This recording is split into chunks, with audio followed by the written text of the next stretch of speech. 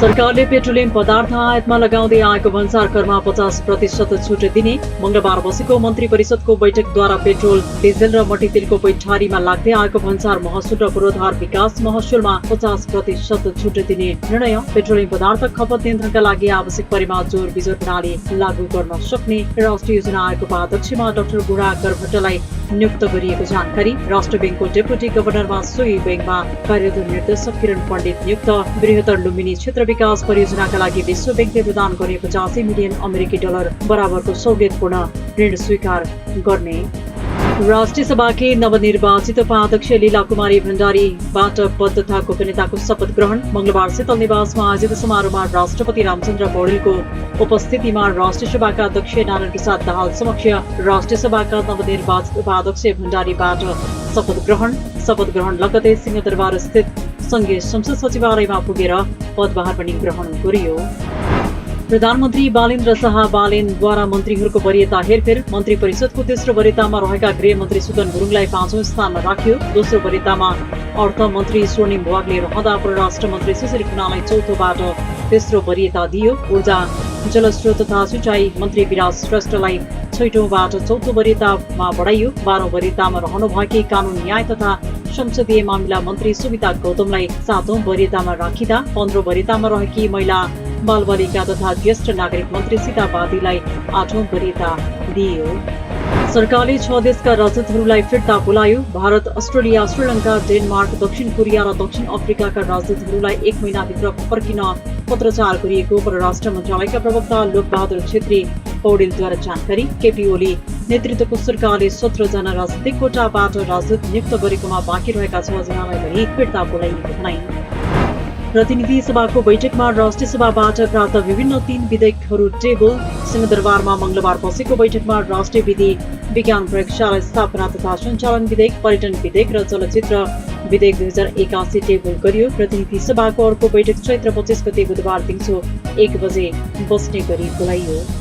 संघीय संसद अन्तर्गत राष्ट्रिय सभाका 4 विषयगत समितिमा सभापति चयन। मंगलबार सिंहदरबारमा बसेको सम्बन्धित समितिको छुट्टा-छुट्टै बैठकमा दलका बीचमा सहमतिका आधारमा 4वटा समितिहरूको सभापति चयन गरियो। सार्वजनिक नीति तथा प्रत्यायोजित विधान समितिमा पूजा चौधरी, संहिता सबलीकरण तथा राष्ट्रिय सरकार समितिमा जयन्ती देवी राई, विकास आर्थिक मामिला तथा सुशासन समितिमा कृष्ण प्रसाद पौडेल तथा विधान व्यवस्थापन समितिमा कृष्ण बहादुर रोगाया निर्वाचित गरिएको जानकारी। महोत्तरीको एकडाँडाको बखरी चोक नजिकै मोटरसाइकल दुर्घटना हुँदा जलेर 3 जना एससी परीक्षार्थीको मृत्यु, 3 जना घाइते। मंगलबार बर्दिवास जलेश्वर सडक खण्ड अन्तर्गतको बखरी चोकमा 2 मोटरसाइकल एक आपसमा ठोकिँदा आग लागि हुँदा 3 जना विद्यार्थीको घटनास्थलमा नै मृत्यु भएको जिल्ला प्रहरी कार्यालय महोत्तरीद्वारा जानकारी। दुर्घटनामा जिल्लाको जलेश्वर नगरपालिका 6 का सुभाष दास, सोही स्थानका रवि दास तथा एक डाँडा गाउँपालिका 3 अजर मरपट्टीका अभिषेक मण्डलको मृत्यु भएको प्रहरीको भनाई। घाइतेहरूको जलेश्वरको प्रादेशिक अस्पतालमा उपचार भइरहेको उल्लेख। परराष्ट्र मन्त्री शिशिर खनाल र नेपालका लागि चीनका राजदूत झाङ माओमिङका बीचमा शिष्टाचार भेटवार्ता। परराष्ट्र मन्त्रालयमा मंगलबार भएको भेटमा राजदूत माओमिङद्वारा चीनिया विदेश मन्त्री वाङ यीको तर्फबाट मन्त्री खनाललाई कार्यभार सम्हालेको बधाई तथा शुभकामना सन्देश हस्तान्तरण। नेपालको विकास प्रयासमा चीनको निरन्तर सहयोग रहने राजदूत माओमिङको प्रतिबद्धता। नेपालका निम्ति स्विजरल्यान्डकी राजदूत डाक्टर डेनियल मेौलीबाट पनि परराष्ट्र मन्त्री खनालसँग भेटवार्ता। भेटमा लामो समयदेखि मित्रता र सहयोगलाई अझ प्रगाढ बनाउने विषयमा विचार आदान प्रदान गरेको परराष्ट्र मन्त्रालयद्वारा जानकारी। सुशासन कायम गर्ने नाममा प्रतिशोध र पूर्वाग्रह राखेर काम नगर्न सरकारलाई नेकपा एमालेका सांसदहरूको सुझाव। प्रतिनिधि सभाको बैठकमा बोल्दै भाद्र 23 र 24 को घटनालाई लिएर पूर्व प्रधानमन्त्री केपी ओली र पूर्व गृहमन्त्री रमेश लेखकमाथि लगाइएको मुद्दा खारेज जन्य रहेको एमालेका सांसद गुरु प्रसाद बरालको भनाई। संविधान प्रदत्त नागरिकका मौलिक अधिकारहरूलाई स्थापित गर्नका लागि निर्देशन दिन सरकारलाई अनुरोध। 2007 सालदेखि जेन्जी आन्दोलनसम्मका घटनाक्रमलाई लिएर सबै फाइल खुल्न एमालेकी सांसद यशोदा कुमारी बरालको आग्रह। ओली र लेखकमाथि राजनीतिक प्रतिशोध राख्ने काम नगर्न चेतावनी। अरण्यको राजमार्ग अन्तर्गत धुलीखेल खाबा सडक कालोपत्री गर्ने काम सुरु। धुलीखेल खाबा 4 किलोमिटर सडक मध्ये पहिलो चरणमा 2.5 किलोमिटर सडक कालोपत्री हुने र दोस्रो चरणमा 1.5 किलोमिटर कालोपत्री हुने सडक डिभिजन कार्यालय भक्तपुरद्वारा जानकारी। पुरानो ठेक्का रद्द गरेर 14 महिनामा काम सक्ने गरी गत साउनमा नयाँ ठेक्का खुलाइएकोमा नेपाल सरकारबाट 42 करोडको स्रोत सुनिश्चित भई CMA1 कालीजेवीबाट काम तीव्र गतिमा अगाडि बढेको उल्लेख। सरकारले जारी गरेको 100 बुँदे शासकीय सुधार कार्यसूची अन्तर्गत ट्रेड युनियन खारेजीको निर्णयप्रति नेपाल ट्रेड युनियन कङ्ग्रेसको आपत्ति। संविधानको धारा 34 र ट्रेड युनियन तथा श्रम ऐनले श्रमिकलाई ट्रेड युनियन खोल्ने र सामूहिक सौदाबाजी गर्ने अधिकार सुनिश्चित गरेको उल्लेख गर्दै यस प्रकारको खारेजीको प्रयासले मौलिक हकहरूको उल्लङ्घन हुने भनाई। संगठन स्वतन्त्रतामाथि अंकुश लगाउने निर्णय न्यूनतम पारिश्रमिक बोर्डको खारेजी र सरकारी विज्ञापन तथा सञ्चार माध्यमबाट मात्रै प्रकाशन गर्ने निर्णय तत्काल फिर्ता लिन माग।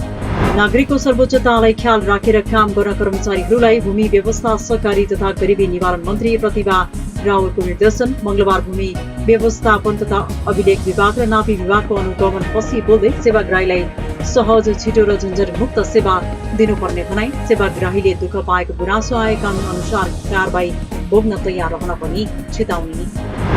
जनस्वास्थ्य कृषि पशुपालन र वातावरण क्षेत्रबीचको आपसी सहकारी अहिलेको आवश्यकता रहेको स्वास्थ्य तथा जनसङ्ख्या मन्त्री निशा मेहताको भनाई। प्रकृति सुरक्षित र पशु पक्षी स्वास्थ्य नभएसम्म मानिस पूर्ण रूपमा स्वस्थ रहन नसक्ने धारणा। आगामी दिनमा रोग निगरानी प्रणालीलाई अझ सुदृढ बनाइने प्रतिबद्धता। मानव स्वास्थ्य पशु पक्षी र वातावरण एकअर्कासँग अभिन्न रूपमा जोडिएको हुँदै एक स्वास्थ्य अवधारणालाई सुदृढ बनाउनु पर्नेमा जोड।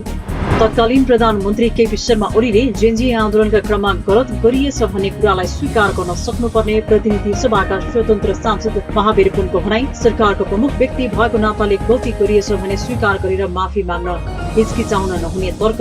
संसदमा सांसदहरूले राखेका माग सरकारले सम्बोधन गरेर अघि बढ्नुको विकल्प नरहेको धारणा। विदेशी ऋणको विषयलाई लिएर वर्तमान सरकारले दोहोरो चरित्र देखाएको नेकपा एमालेका महासचिव शंकर पोखरेलको टिप्पणी। पूर्ववर्ती सरकारले ऋण लिँदा तीव्र विरोध गर्नेहरूले नै अहिले संसदमा स्पष्ट नीति र प्राथमिकता समेत नराखी ऋण लिइरहेको तर्क। ठूलो मात्रामा विदेशी ऋण दिइरहेको विषयमा सरकारले जनतालाई स्पष्ट र पारदर्शी रूपमा जवाब दिनुपर्ने माग।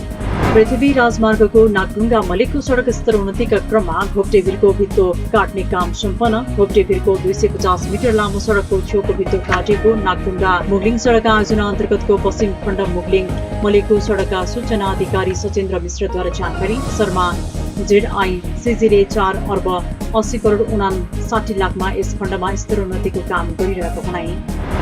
तमु गुरुङ समुदायको मौलिक तथा सांस्कृतिक पर्व टहोटे पर्व पोखराका गुरुङ समुदायले विविध कार्यक्रमको आयोजना गरी मनाए। गण्डकी लगायतका विभिन्न प्रदेशबाट पोखरामा बस्दै आएका गुरुङ जातिको महान चाडको रूपमा वर्षको साउन र चैत महिनामा 2 वटा टहोटे मनाउने चलन। तमु गुरुङ भाषाको टहोटेको अर्थ राज्य वा गाउँ बस्ती तथा टेको अर्थ राज्यबाट बैरी वा शत्रु पाउनु रहेको गुरुङ संस्कृतिविदहरूको भनाई। भियतनाममा कम्युनिस्ट पार्टीका महासचिव तो लाम 5 वर्षीय कार्यकालका लागि राष्ट्रपतिमा नवनिर्वाचित राष्ट्रपतिको रूपमा शपथ ग्रहण गर्दै प्रमुख प्राथमिकता शान्ति र स्थिरता कायम राखेर द्रुत र दिगो विकासको आधार रहने लामको भनाई। आफ्नो व्यापारमा अमेरिकी दबाव तथा दक्षिणी चीन सागरमा आफ्नो सबैभन्दा ठूलो व्यापारिक साझेदार र प्रतिद्वन्दी दावेदार चीनसँगको सम्बन्धलाई पनि सन्तुलनमा राख्नुपर्ने अभिभारा लामको काँधमा। दिएको समय सीमा अघि हर्मुजको जलडमरू पुनः खुल्न असफल भएमा इरानलाई एकै रातमा बाहिर निकाल्ने अमेरिकी राष्ट्रपति डोनाल्ड ट्रम्पको धम्की। बुधबार बिहान 1 बजेसम्म हर्मुजको जलडमरूबाट स्वतन्त्र बाटो नदिएमा इरानभरि नागरिक पुरोधारहरूलाई लक्षित गरेर प्रहार गर्ने चेतावनी। इरानीहरू आफ्नो स्वतन्त्रताका लागि कष्ट भोग्न तयार हुने भनाई। अमेरिकी युद्ध विराम प्रस्ताव इरानद्वारा भने औपचारिक रूपमा अस्वीकार। इरानमा हालसम्म अमेरिका र इजरायली आक्रमणबाट 2100 भन्दा बढी नागरिक मारिए।